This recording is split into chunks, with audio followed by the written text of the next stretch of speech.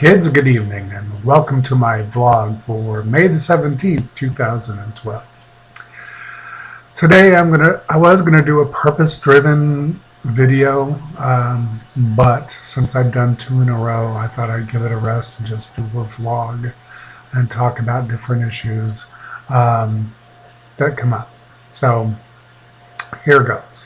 First of all, today, again, the National Weather Service in Ruskin, Florida office predicted a 60% chance of rain, or a high likelihood of rain, to which I didn't even see a bird piss today, let alone a drop of rain. Now, I've lived in many places in the United States from coast to coast, and I have never seen a particular weather office that is so inaccurate so often.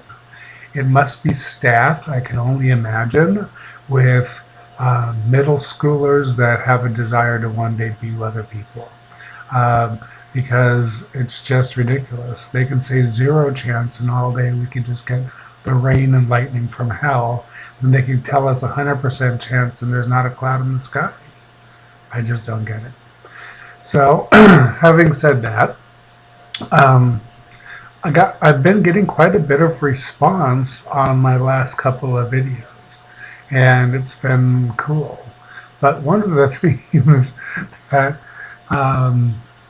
seems to be coming up a lot is my new beard, because as most of you have been used to seeing me for many years with my Mr. Clean look, I normally only seasonally wear like a goatee, and I always have my head shaved, or pretty much always have my head shaved. And right now my hair is growing, and so is my full beard. Now, I had a vision, and I thought, since I have really nothing else to do besides sit here and hallucinate on my medication,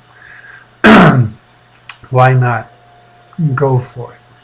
So I'm trying to get this look together, and eventually, if Mother Nature cooperates and I eat enough Jello and take enough testosterone shots, I'm hoping to get like that Fabio hair and that ZZ Top beard, because I think that combination would just look absolutely stunning on me. And I mean, who else could claim that? I could do like the Fabio / ZZ Top. Now, for those of you younger folks watching that have no idea who Fabio is and no idea who ZZ Top is, Google it. You'll really enjoy. They probably have both of them on YouTube also. So yeah, check it out. Meanwhile, I just still look kind of like Charles Manson, which, you know, can be hot too. I mean, sometimes that, you know, that whole hardened convict crazy look is good for, you know, kind of a rough grudge sex match. Anyhow, what else did I want to talk about today? Yes, it's amazing, and briefly I'll talk about what my next purpose-driven video is going to be, because I had to write some information down. At least I forget it, because I do a lot of forgetting these days. But it's going to be on invisible illnesses. And I have a lot of friends and a lot of acquaintances, and particularly people online, that have invisible diseases. By that meaning, you can't necessarily tell they're ill. They have HIV and they don't look all drawn out and, you know, like late 80s, early 90s HIV, where they just look like the Walking Dead. Or they have, you know, hypertension, high blood pressure, diabetes, variety of mental illnesses, depressions and stuff like that, mood disorders, etc., etc., etc., which are all real and very difficult diseases to deal with, and not relatively evident. And because they're not evident, like I have psoriasis, it's evident. It like makes my skin really ugly and flaky and cracks and bleeds and it's itchy, and you can see it. So there's no denying it. I look like Frankenstein gone wrong. So those kind of diseases, people seem to understand. Oh, you poor thing, you're sick with this, because I can see that. Um, but unless you're a diabetic that's had all your legs cut off and shit like that, people don't know you have diabetes. And it's not, unless you go into some kind of diabetic shock or coma, you seem perfectly normal and natural, but it takes its toll both physically and mentally and emotionally on a daily basis. It's a very difficult disease to deal with. Probably much more so than having HIV, because HIV can be controlled with drugs, where diabetes not necessarily so much. It can be slowed, but the damage still continues on, just at a slower pace. So in that case, and it's very insidious because it attacks multiple areas of your body and multiple systems of your body all at the same time. Same thing with like deep depression. It hurts. It's painful. You can't see it, but you can certainly feel it. When the whole world, when feeling like breathing is too daunting, and even the idea of killing yourself just exhausts you to the point where you take a nap, you're in a deep depression, and it's painful, and it's hard to talk about, and no one wants to hear about it. It's not a great conversation starter, and certainly it's not something that holds people's attention. They'll give you a poor you, it's okay, get better, feel better, pray for you, blah, blah, blah, and off they go, because they don't want to deal with it, because they can't see it, and if they don't have it, they can't understand it. So it's perfectly understandable, and they don't want to be dragged down by your supposed bad mood. But it's a real illness, and it really is horrible. So I wanted to just give you a preview of what we're going to be talking about the next time you see me.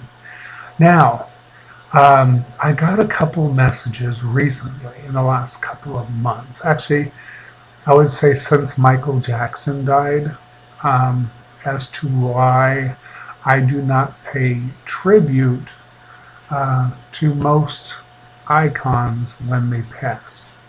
And I'm going to give you a great explanation why. For example, Michael Jackson was a very controversial figure in his lifetime while he was alive. And suddenly he became sainted the moment he died. And I found that to be too much to stomach. I found him neither a saint nor a villain, just a very troubled soul. And while I enjoyed some of his music, I didn't enjoy all of it, and I can't pretend that I did.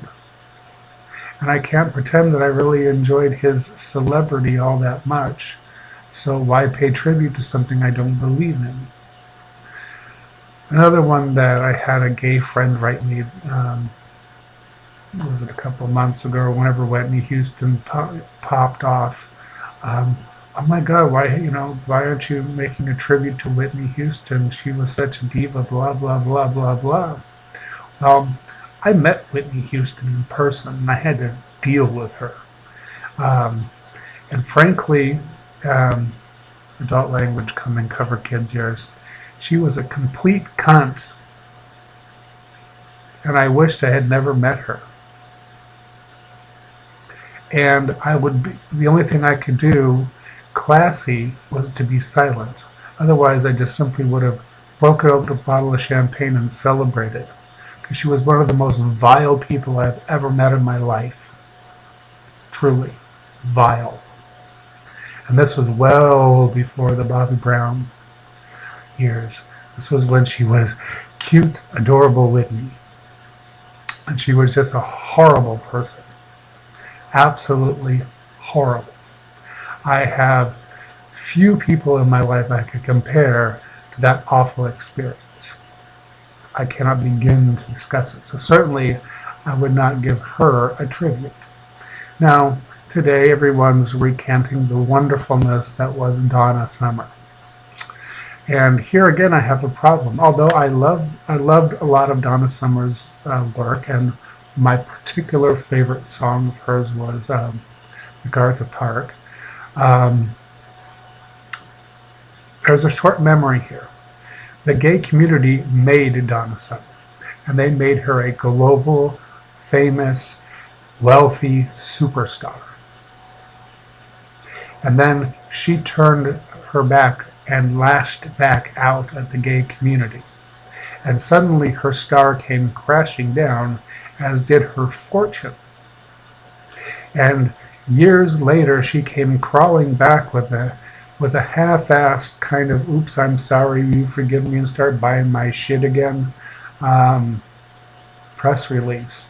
And frankly, darling, I didn't, and I don't. So, sorry, I'm not sorry she died. She just died. She died of cancer. She's just like any other human being. She got sick. She died. My mother died, and nobody made a tribute to her. Actually, I had to bribe people to go to her funeral, literally. So I have just about as much of emotion. Now, when it comes to other folks like Agnes Moorehead or Lucille Ball, yeah, those were rather touching, and I felt a loss there. And even when Ruth Buzzy finally goes, I'll feel a loss there. Or um, um, several dozen other people that I've met. Tony Danza, for example. Wonderful man. Absolutely adorable human being. That would be a great loss. But I've met him, and where I've met a lot of other people. And some people are wonderful. I mean, like RuPaul in person is just the sweetest thing. Or yes, at least he used to be back in the day. I haven't run across him lately. Even Boy George is pleasant, and Richard Simmons is just a doll. So he'd be a great loss as a human being. But Whitney Houston, not so much. Donna Summer, not so much. So, gay friends, that's why you don't see me automatically jumping on each and every one of our traditional icons, waving the flag of tormentous goodbye, because frankly, I just don't feel it, and I'm not a false person. Now, what else? Coming up, more ugly politics. I got involved in a new group on Facebook, and it seems to be a mixed bag of people, and because they have links and all this kind of stuff, I've started to see all that political hate come back out again. And of course, it stimulates me to start pushing buttons and just making it worse, just so I can see how these trolls work. And you know what? It hasn't changed since 2008. And I love the fact that these people say, oh, I'm an independent thinker, and yet for the last four years, I've been hearing the same lines come out of their mouth. And they all claim to never watch TV. They never listen to radio. They just miraculously come up with the same exact words, coast to coast to coast, young and old alike. And they think they're having some kind of independent thought. But yet you can see those semi-independent thoughts on any Fox rerun or Rush Limbaugh show or whatever. So finally today I asked the question, is there a website I'm missing, like talkingpoints.com or something, for like religious and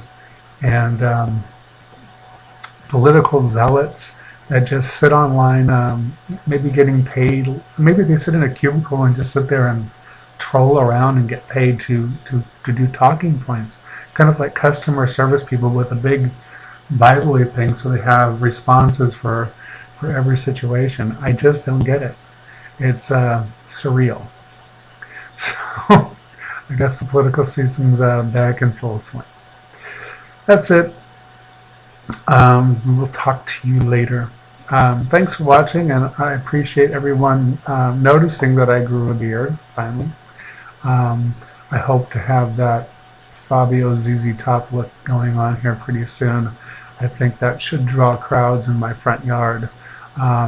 So I'm opening up a turnstile and getting a change machine ready, just in case. Talk to you later.